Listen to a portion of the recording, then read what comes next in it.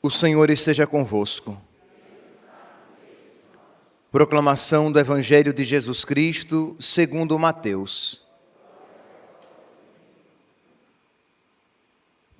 Naquele tempo, Jesus viu um homem chamado Mateus, sentado na coletoria de impostos, e disse-lhe: "Segue-me." Ele se levantou e seguiu a Jesus.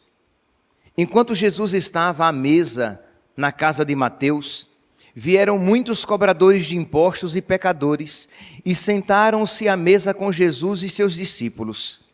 Alguns fariseus viram isso e perguntaram aos discípulos: "Por que vosso mestre come com os cobradores de impostos e pecadores?" Jesus ouviu a pergunta e respondeu: "Aqueles que têm saúde não precisam de médico, mas sim os doentes. Aprendei, pois, o que significa: quero misericórdia e não sacrifício. De fato, eu não vim para chamar os justos, mas os pecadores." Palavra da salvação.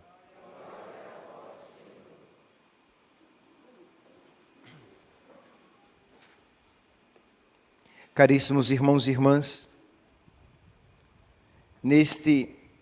nesta primeira sexta-feira do mês, em que nós voltamos o nosso olhar para o sagrado coração de Jesus, o seu amor misericordioso, nós podemos, a partir do Evangelho de hoje, contemplar duas generosidades. A primeira, sem sombra de dúvidas, a generosidade de Deus, a misericórdia de Deus. Diz aqui que Mateus, sentado na coletoria de impostos, Jesus passa e chama Mateus. Mateus estava numa situação de pecado. Por quê? Porque os coletores de impostos, eles eram corruptos. Eles cobravam além do que era devido. Eles eram pecadores públicos. Eles eram colaboracionistas dos romanos. Eles eram tudo de ruim para o povo judeu. O povo judeu olhava para um cobrador de impostos de uma maneira muito enviesada, desconfiada. E Jesus olha para este pária da sociedade, para este pecador público, na sua situação de pecado, e Jesus o chama, e o chama para ser seu amigo. Vê aqui, meus irmãos, Deus quer que todos os homens se salvem e cheguem ao conhecimento da verdade. E Ele se digna de chamar os mais indignos. Ele quer entrar em todos os corações. No coração sujo, Ele quer entrar e com a sua presença Ele purifica. No coração doente, Ele quer entrar e com a sua presença Ele sana, Ele cura. No coração em trevas, Ele quer entrar e com a sua presença Ele ilumina. No coração morto de pedra, Ele quer entrar e com a sua presença Ele ressuscita, Ele torna um coração de carne. A quinta antífona, aquelas antífonas que nós cantamos durante o tempo do Advento, na segunda parte do Advento, naquela parte mais próxima do Natal, a quinta antífona diz assim: ó Oriente, é Cristo, né? Lembra, as antífonas do ó são as antífonas com as quais a esposa chama o esposo, a igreja chama Cristo.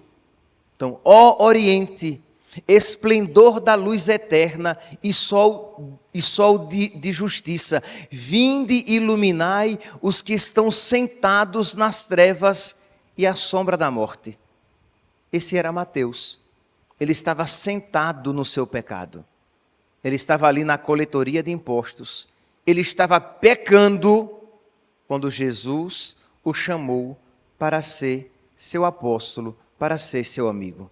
Eu estou enfatizando este ponto para mostrar a grandiosa generosidade de nosso Senhor e a ousadia de Deus, a ousadia da graça, que está disposta a transformar um coração aparentemente perdido, aparentemente afastado, aparentemente insensível, mas nosso Senhor o desafia. Vem, segue-me. E diz aqui a palavra que Mateus se levanta, deixa tudo e segue nosso Senhor. Meus irmãos, esta palavra do Evangelho de hoje deve nos iluminar a todos, porque não poucas vezes nós temos um certo pudor humano, um certo medo de desafiar as pessoas a deixarem tudo. Isto é, você encontra alguém numa situação de pecado, ou até mesmo você se encontra numa situação de pecado, e aí você diz assim, eu vou chamar aquela pessoa para que ela deixe o pecado gradativamente. Então ela cometia 10 pecados mortais, então eu vou selecionar 5 pecados mortais mais graves, sempre os pecados mortais mais graves segundo a minha cabeça, e os pecados mortais devem ser renunciados sempre e todos. Então, você pensa, eu vou escolher 5, e aí ela deixa 5, e aí ela vai se acostumando a viver sem aqueles 5 pecados, e quem sabe depois a gente tira mais 2, e ela vai se acostumando a ficar sem aquele pecado, mas esta não foi a pedagogia de nosso Senhor. Nosso Senhor chamou Mateus na sua situação de pecado para que ele deixasse tudo e o seguisse. E diz a palavra que a graça de Deus foi soberana. A graça de Deus foi vitoriosa. Mateus deixou tudo, seguiu nosso Senhor e ainda se tornou um instrumento de graça, e é sempre assim, e ainda se tornou um instrumento de graça para os seus amigos. E é sempre assim. Se você se converte, você se torna instrumento de graça para os seus amigos, para os seus familiares. Mas infelizmente o contrário também é verdade. Se você se afasta de nosso Senhor, quando você peca, de alguma maneira, você se torna pelo menos um perigo para os seus amigos, para os seus familiares. E Mateus se tornou um instrumento de bênção para muitos. Então nós vemos aqui, meus irmãos, a generosidade, o amor misericordioso, o amor que nos constrange. Porque nosso Senhor escolheu um grande pecador, na sua situação de pecado, no momento mesmo em que pecava, para ser seu amigo. E isso, repito, deve encher o nosso coração de confiança, independentemente da situação em que você se encontre. Então você olha para o próprio coração, vê que você está incrustado, está engastado, né? O que é engastado? Pense numa pedra, quando ela está engastada no anel, né? Então ela está ali presa no anel de ouro, de prata. Então a pedra está engastada, está encravada, está enraizada. Então às vezes você se sente assim, preso no seu pecado e acha que não tem solução. Ora, meus irmãos, a solução é o querer de nosso Senhor. Senhor, se quiseres, eu posso ficar curado. E o que é que o Senhor diz? Eu quero ser curado, ser curada, ser liberto, ser liberta. Deus quer que todos os homens se salvem e cheguem ao conhecimento da verdade. Então peça, suplique a nosso Senhor, olhando para o seu sagrado coração, confiando na sua misericórdia. Ele que diz, eu quero a misericórdia, confiando no seu amor grandiosíssimo, expresso eloquentemente na cruz. Suplique a nosso Senhor a libertação da sua vida, para que você possa segui-lo. Tem um cântico da missa do Sagrado Coração de Jesus, que eu gosto muito, é um cântico antigo, né? Não que eu seja muito antigo, né? Um cântico antigo, mas muito bonito, que ele diz assim, fala a respeito de Cristo, né? procuro abrigo nos corações, de porta em porta desejo entrar. Se alguém me acolhe com gratidão, faremos juntos a refeição. Vou batendo até alguém abrir. Não descanso, o amor me faz seguir. É feliz quem ouve a minha voz. Abre a porta e eu entro bem veloz. Eu cumpro a ordem do meu coração, isto é, a ordem do coração de nosso Senhor é salvar almas, é ganhar almas, é entrar nos nossos corações, independentemente de como eles estejam, para transformá-los. Independentemente da situação horrorosa em que o seu coração se encontre, mas se você abrir as portas do seu coração, ele entrará e ceará contigo. O cear contigo remete à comunhão, remete à amizade. Você será amigo de nosso Senhor. Então nós abrimos o nosso coração quando você está numa situação de pecado, quando você ouve a voz de Deus, quando você se deixa guiar por Deus. E aí, é claro, você é católico, você pertence à Igreja de Cristo, então você vai se confessar, você vai se reconciliar com Deus e com a igreja, e aí sim você poderá cear com Ele. E a amizade dEle, alcançada pela caridade recebida no sacramento da confissão, vai crescer no seu coração. Procura abrigo nos corações, e Ele procurou abrigo no coração de Mateus. E Mateus deu morada. Pois bem, mas eu falava no início da homilia, que eu queria refletir a respeito de duas generosidades. A primeira já ficou expressa, a generosidade, deixa eu aqui ser bem pleonástico, a generosidade generosa, a generosidade super generosa de nosso Senhor. Mas também nós iremos encontrar a generosidade de Mateus. É claro, é uma generosidade segunda, é uma generosidade que é fruto da graça recebida pela generosidade de Deus.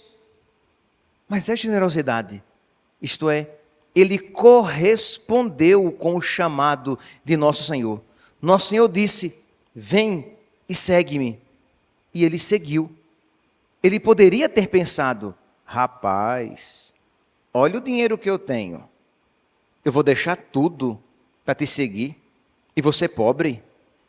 Ah, não. Eu prefiro a minha segurança. E não pense você que isso que eu estou dizendo é a coisa mais absurda do mundo, porque vocês sabem muito bem que não poucas vezes, infelizmente, isso acontece. Pessoas que preferem as suas seguranças, segurança financeira, segurança afetiva. Quantas pessoas preferem a falsa segurança afetiva que os prazeres mundanos conferem a Deus? Preferem isso a Deus. Então não é uma realidade longínqua, estranha, acontecida, possivelmente acontecida na vida de Mateus, mas é uma realidade que constantemente está acontecendo na nossa vida. Isto é, constantemente nós somos chamados a preferir Deus e a renunciar às falsas seguranças e compensações que o mundo e os prazeres mundanos oferecem. E por mundo e prazeres mundanos, compreendamos não apenas o pecado, mas até mesmo coisas lícitas que Deus possa vir a pedir que nós renunciemos. Porque é verdade, Deus pede que nós renunciemos às coisas ilícitas por Ele, e nós precisamos crer que isso valerá a pena, mas também Deus pedirá, algumas vezes, que nós renunciemos até coisas lícitas, mas que não são para nós, por causa dEle. E nós precisamos ser generosos, e essa generosidade ela brota da fé. Ser generosos e dizer, Senhor, Tu me pedes isso, eu te dou. Tu queres isso? É teu. Tu queres que eu renuncie isso? Está renunciado. Isso é uma grande generosidade. E que nós vimos aqui na vida de Mateus, de rico que era, tornou-se pobre para se tornar verdadeiramente rico.